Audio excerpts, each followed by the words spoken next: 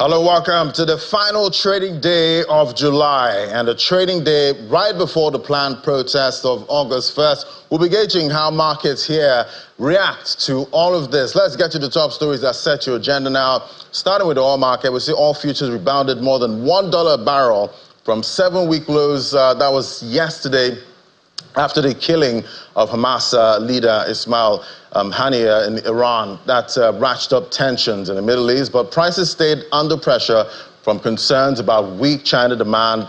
We see Brent crude futures that climbed by 1.8%, big jump back above the $80 psychological level. That's for Brent. WTI crude, the U.S. grade, $76.11 a barrel. Also a bigger move, 1.9%. Analysts are still checking what's happening with the Middle East at this point, seeing if gains from geopolitics there are going to be capped, or we might actually see more strengthening there. But let's look at the FX market now. The NAFEX rate fixed at 1,598 naira 30 kobo to the dollar, but a 0.01% appreciation from the previous day. But for NAFEM, the demand for U.S. dollars surpassed its supply. And we see 0.60% drop there. Still going deeper into that 1,600 level, closing at 1,621 naira 12 kobo to the dollar. So yeah, more pressure right there in the NAFEM window. But analysts are saying they expect these levels to remain, with the CBN expected to intervene at some point this week. And it's earnings season, and it's heating up right here in Nigeria. Nigeria's oldest financial institution, that's FBN Holdings, released its 2024 second quarter results, showing a pre-tax profit of 177.79 billion naira. That's about 18.9% year-on-year growth, and growth in pre-tax profits boosted half-year profitability to a record 411.9 billion naira for the group, marking its best ever half-year performance and record. FBN Holdings half-year profit, that's 411.9 billion, is more than double the 205 billion naira pre-tax profit reported for the same period in 2023. And Nestle Nigeria PLC also posted a pre-tax, this time a loss, 252.5 billion naira in the 2024 half-year, marking a 265% year-on-year decrease from the 69.1 billion pre-tax loss posted in the first half of 2023.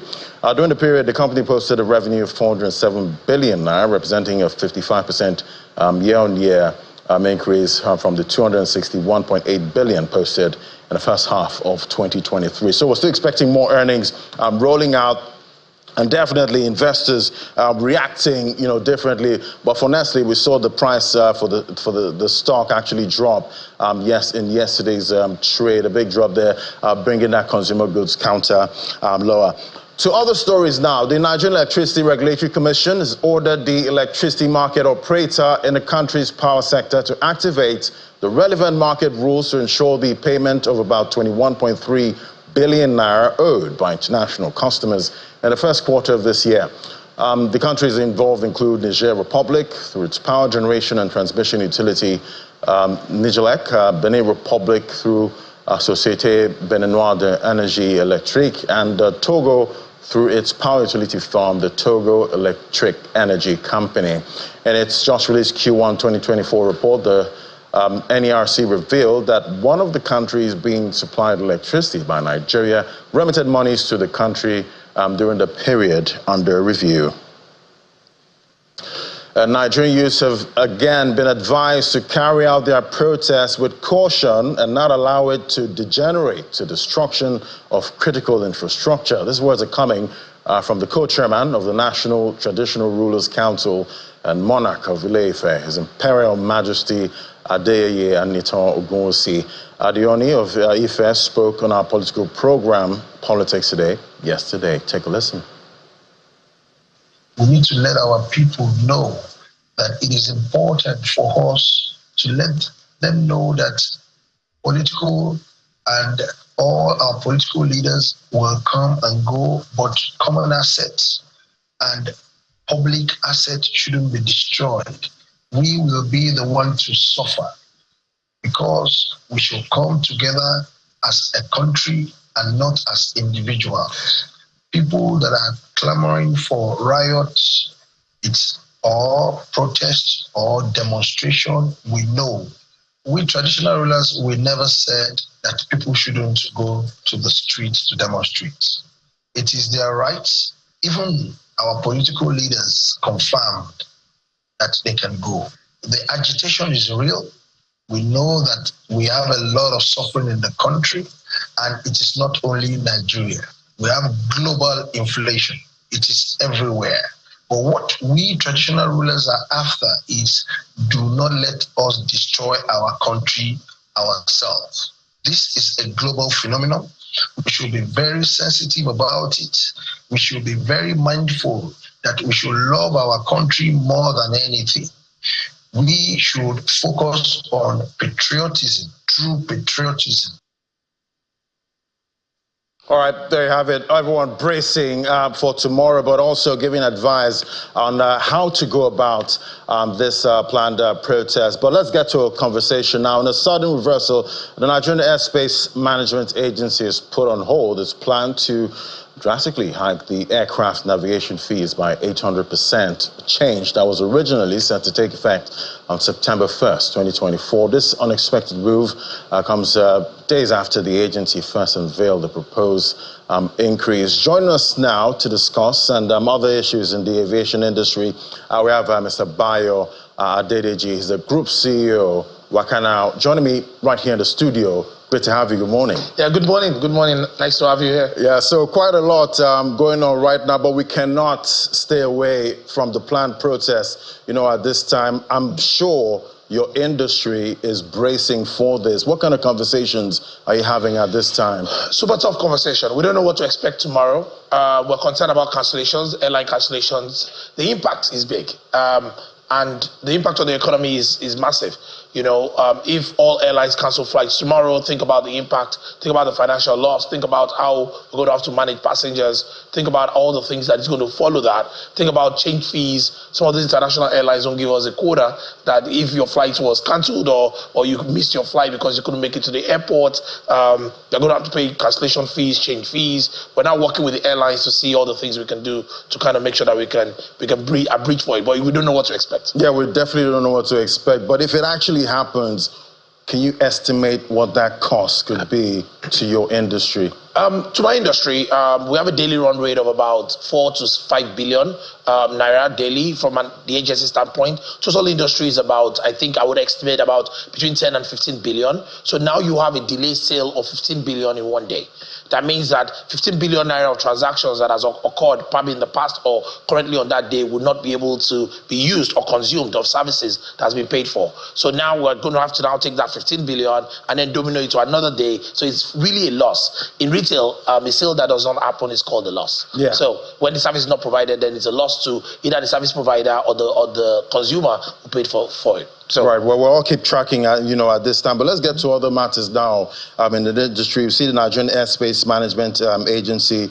They've put on hold that 800% planned hike. You know, we're seeing hikes everywhere. Yeah. But at the end of the day, any hike like this will be transmitted back to the consumer. Back to the consumers at this time. But so, is this relief we're feeling at this time? You know, it's a catch-22, right? And I don't know the P&L lines of NAMA, but I can just speak overall. I believe if we assume in good faith, right, that the plan increases was to cover the operational costs, like they said, you then have to start thinking that what are the operational costs? Decided diesel. That means that our national agency on space management is running on diesel. Like, those are some of the fundamental issues that I think is causing some of this economic turmoil. Is when the cost of operation goes up, they push it back to the consumer, who is poorer than they are last year. Dollar at this time last year was 741. Today, as of today, I think is 1,611. You know, when you think about those things, it gets passed down to the consumer, and the consumer becomes poorer as we go along. Like you said, for every increase that agencies do to cover probably operational basis, this, if we assume good faith, then it gets passed out to the consumer that is poorer than they are last year. So it's like it's like a vicious cycle of poverty that we continue to propel if we continue to increase prices without going back and fundamentally fixing some of our fundamental issues. Right. So we see the government agencies also complaining about what we complain about, talking about diesel and exchange rate volatility. Quite interesting. But with this call off now, do you think we're out of the woods? We're not. We're still seeing prices surging. Local flights is surging a little bit. Aviation fuel is expensive, you know, and as we continue to be a dollar-denominated economy, as it were, because a lot of things is purchased in USD, and the movement of USD impacts our daily lives. You see that the price of flights are going up. The average price of a London ticket is up 103%. So last year. So last month, I think it's up by 11%. You know, when you look at it, we're doubling what we used to pay in Naira terms, right? But in dollar terms, you know, it's relative now because dollar is up about 139% to last year. So again, the challenge is as we move from a dollar-denominated economy to a local producing economy, that's the only way we can find the solve to reduce some of our costing.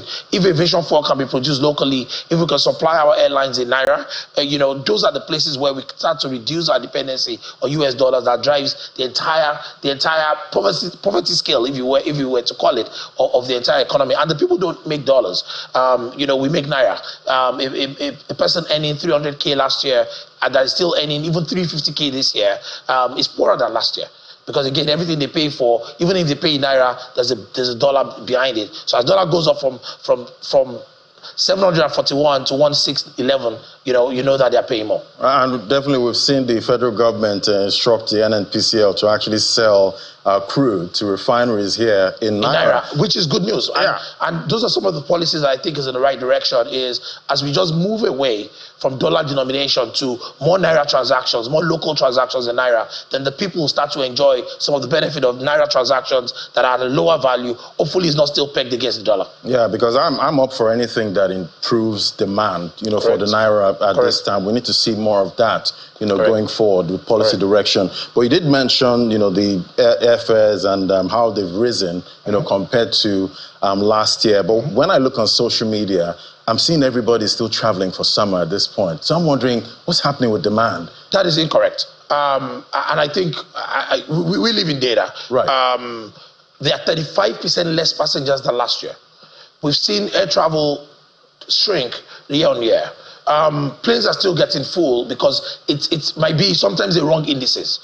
Some airlines are bringing smaller aircraft than they did last year.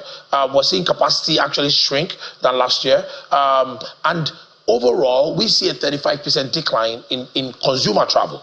Corporate travel is a little bit off.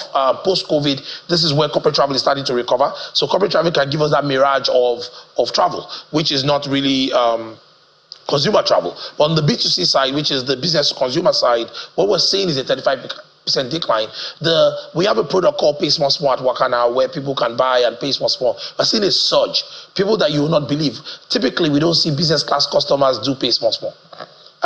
You know, now we're seeing a lot more business class customers do pay small small. That tells you how necessary travel, necessary vacations, but people are now planning it ahead because they are using pay small small to travel. And that just tells you how the shrinking income of the middle class is impacting travel. Some people are still adamant about going family vacation. They are saving up money. Some have saved up money all year round. And people are coming to the office to look for cheaper places to go. Is a cheaper destination. We've seen local travel also go up, which is super interesting. People are now going by bus, people are going by road, people are going to places like Benin. Casa de Papa in Benin is getting a surge because people are now going there to say, you know what, I'll just drive to the border and then take a local bus to go to Benin, to go get the time away from all the hustle and bustle of Lagos. We're seeing people from Abuja come to Lagos. We're seeing people from Jos come to Lagos for annual vacation, bringing families, coming to the beach. We've seen a surge of people going to the beach in Lagos, even though as our beach business so it's not about US and the UK, at this time.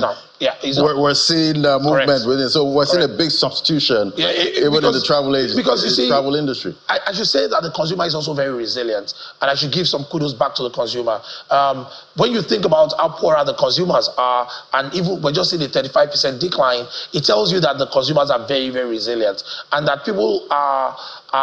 And that's what it's good about the Nigerian spirit, that an average Nigerian would always make a way or find one, and which is super interesting as we go in travel space. Regardless of food inflation and headline inflation way off the roof at this time, we still stay resilient. Thank you so much, Mr. Bayo Adedeji's Group CEO, Wakana. Thank you very much for having me. Thank you so much.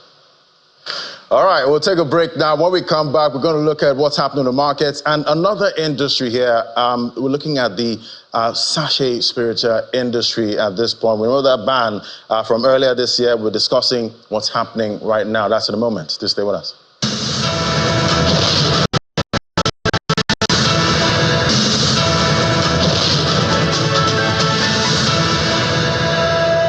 Welcome back. Well, in February 2024, Nigeria's NAFDAC ordered the shutdown of sachet spirit production lines, prompting protests from workers who've feared massive job losses at the tune of over 5.5 million and livelihood disruptions. The House of Representatives intervened, forming a committee to review the issue. After considering stakeholders' arguments, the House unanimously passed a resolution in March 21st, 2024, urging NAFDAC to lift the ban, citing economic concerns and potential regulation solutions. Let's find out how that's going now. Join us to discuss. We have the president, FOTUB, that's the Food, Beverage, Tobacco Senior Staff Association of Nigeria in Abuja. That's Comrade Jimoh Oyibo. He's right there in Abuja. And then we also have Comrade Mike Olarawaju, General Secretary, National Union of Food, Beverage and Tobacco Employees of Lagos. And he's going to be joining me right here in Lagos. Great to have you, sirs. So let me start with you, Comrade Olarawaju. You know, we've seen, intervention from the House, at this point regarding the ban on sachet spirit. Talk to me about what's happening right now. Thank you for having me here. And, it's a pleasure to be here. And thank you, our viewers. Right. It is a thing of urgent necessity that we need to create greater awareness, not only by government Nigerians, about this issue at stake, concerning the issue of sudden closure of plants for the production of sachet products. It started, we all agree, we're all patriotic Nigerians. My name is Comrade Mike Olarawaju, as of right. I'm the General Secretary of National Union of Food, Beverage and Tobacco Employees. We are so concerned about the health and at the same time about the viability of companies in our sector, that is food, beverage and tobacco sector. Suddenly, like you rightly mentioned, on February 2nd, NAFDAC went and closed their plants. This is an arrangement that has been in place since 2018. They have been interfacing that, okay, on the need. Initially, they said they should reduce the volume of alcohol in this sachet, which they have done. And the NAFDAC have been monitoring them, and in fact, below the international standard. And at the end of the day, they continued. They agree on period. However, when the period given reaches, ordinarily they meet periodically. They ought to call for a meeting where social time we are not going to allow it again. We are going to shut down. But surprisingly, there was no something like that. And as a matter of fact, the same NAFDAC agencies gave approval for new plants producing sachets. They inspected it and they gave approval. Even some few months to that period, they came suddenly and closed it down, thereby rendering the jobs of Nigerians, innocent Nigerians. You all know what the situation, how precarious the unemployment market is in the country. Right. So now, as within 1 week, we have lost in our members 500 workers, because the company have no choice. They were not expecting it. They have to shut down and to first of all dislodge some of the workers pending when they will finally close down the plants. So that was what motivated us to quickly intervene. We wrote at the National Assembly, called for hearing. We were invited and we were there. We presented our case. All the government stakeholders, including Standard Organization of Nigeria, road safety, police, custody, were there. And everybody, including that, initially the black director was hesitating to come. But eventually when she came, she was made to know the danger, even as much everybody, even the member of the house, know the dangers of, the benefit of protecting Nigerian health. But the solution to headache is not to cut off the head. Okay, let me come to Comrade Jimo Ibo right there in our Abuja studio. So definitely we know the issues at this point, and we've heard from NAFDAC, and they say that at this point is about the health, of Nigerians. And even me, when I'm driving sometimes, I see some of these bus drivers, they have a sachet in their mouth while driving. So, talk to me about what kind of regulation can actually work, in this kind of situation. Thank you very much. Good morning. Honestly speaking, I think it's a situation where one individual claims to be more knowledgeable than the 360 National Assembly honorable members in the National Assembly, who on the 14th of March, had a resolution on this issue. And in that resolution, there was a circular directed to the DG NAFDAC to lift the ban because of the economic consequences of our actions. And then we were hoping that before now, because that was on the 14th of March, 14th of March to date is almost 4 or 5 months. We have not heard from her. And then it is unfortunate that some of us can be in our room and direct what is going to happen in this country. I don't think the NAFDAC DG is more interested in Nigerian children than the 365 National Assembly members who came up with that resolution. And sir, for us to also have a very good conversation over this issue, permit me to give you some of the highlights of the resolution in the National Assembly. The House of Representatives on Thursday, 14th March 2024, considered the above report as consequently resolved as follows. 1, that a ban should be lifted because the timing is inappropriate, given the fact that the economy is struggling. Unemployment rate is staggering and inflation rate is soaring, while the poverty level is on the increase with paucity of forest to do business.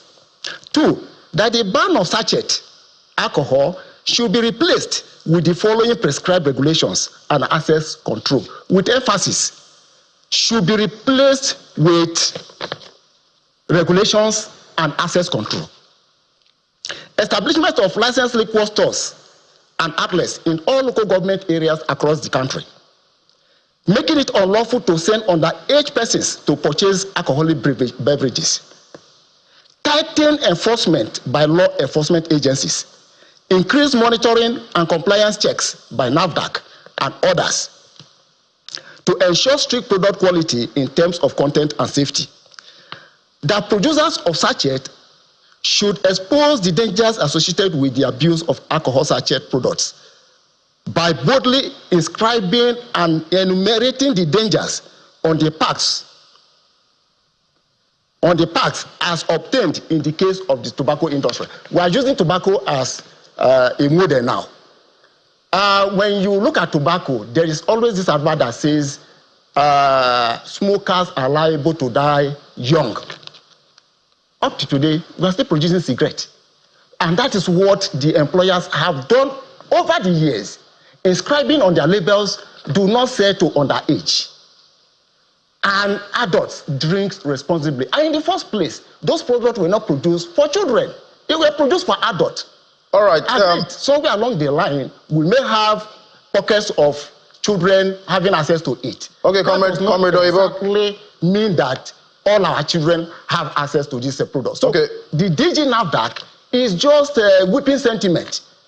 All right, Comrade Oyibo, let me come in here. There is no empirical evidence to support his claim that children have access to this product. Let me go further so that we guide this. Comrade Oyibo, I don't know if you can hear me. Okay. The government regulatory bodies should place more emphasis on regulation, monitoring and enlightenment campaign to educate stakeholders and the general public on the dangers of underage consumption of alcohol and its sales in motor parks. That enlightenment campaign should be carried out in secondary schools across the country as practiced by the National Drug Law Enforcement Agency, NDLA, to educate students on dangers and vices associated with the abuse of alcohol. That parents, religious bodies, and non-governmental organizations, NGO, should be tasked to counsel their children or worse, especially the underage, on the danger of alcohol consumption. Okay. That regulatory mechanism should be strengthened to ensure enforcement and compliance, and of course, encourage legislation promoting recycling materials for green economy and minimizing importation of raw materials used in producing PET bottles and sachets to conserve foreign exchange. These were the resolutions. Okay, Comrade Oyibo. 360 members of the National Assembly. Okay, Comrade. And I'm sure that this would have also been transmitted to the executive arm of the government. All right, Comrade, thank you. Thank you for that, Comrade.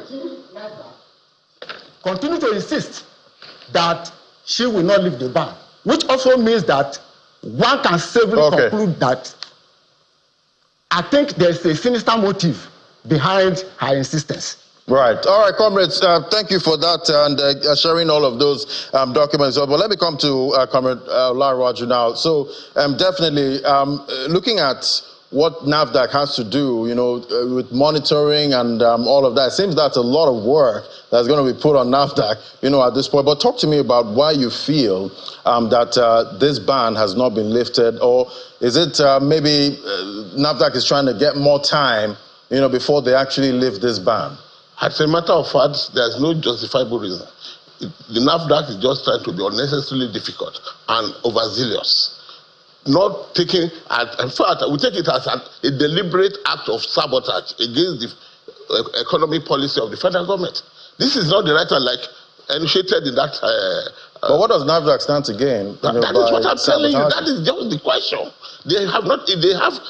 I know the DG may know what she's trying to protect, but definitely not the interest of Nigerians. Because we too, if you go through thoroughly the resolution of the National Assembly, you will see that they made the valid resolutions. And beside that, the danger is involved. What we're trying to do is to protect the health of Nigerians, especially the little ones, the vulnerable ones. But let me let you know, if this thing is phased out, just like that, without a systematic phase out, what you took right now, you will be giving room for more companies to relocate from Nigeria. We have seen so many companies. Our neighboring countries, they are ready to give rooms. Okay. And this product will be taken back. Okay, then all these local, as well, we are even endangering the life of Nigeria kids more, because all these local concussions, like go to anywhere. All right. They will now resort to it, and those costs and the alcohol content of those ones are even more dangerous. All right, comrade, we've run out of time, but thank you so much for coming on, and definitely we'll be waiting to hear, from NAFDAC at this point to see what, they actually come up with, and some kind of resolution, at some point. But thank you both for coming on. Comrade Jimo Moyibo is the National President, Food, Beverages and Tobacco Senior Staff Association in Abuja, and we also had right here in Lagos, Comrade Mike Olarwaju, General Secretary, National Union of Food, Beverage and Tobacco Employees of Lagos. Thank you so much for coming on. It's a pleasure. Thank you. Thank you for having me. All right, so that's it from me on Business Morning today. Thank you for watching. We'll get you the close for the local boss. That's later today. But I'll hand things over now to the Sunrise Daily team.